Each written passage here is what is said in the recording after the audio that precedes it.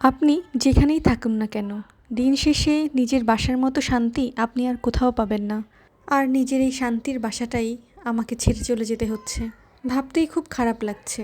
আবার কবে আসতে পারবো, বা আদৌ কি আসতে পারবো নিজের বাসায়, নিজের সংসারে? আদৌ কি গুছিয়ে উঠতে পারবো আগের মতো, বা আগের চেয়েও ভালো?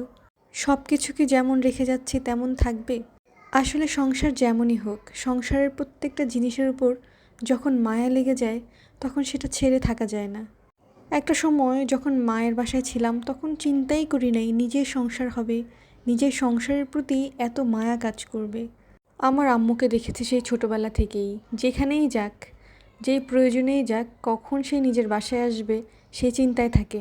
মাঝে মাঝে আম্মুর উপর রাগও হয়, কোথাও ঘুরতে গেলে কখন তাড়াতাড়ি বাসায় আসবে সেই চিন্তায় সে মগ্ন থাকে।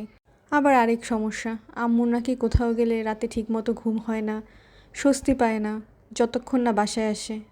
তখন যে আম্মুর প্রতি কী পরিমাণ রাগ হতো, এখন আসলে বুঝি।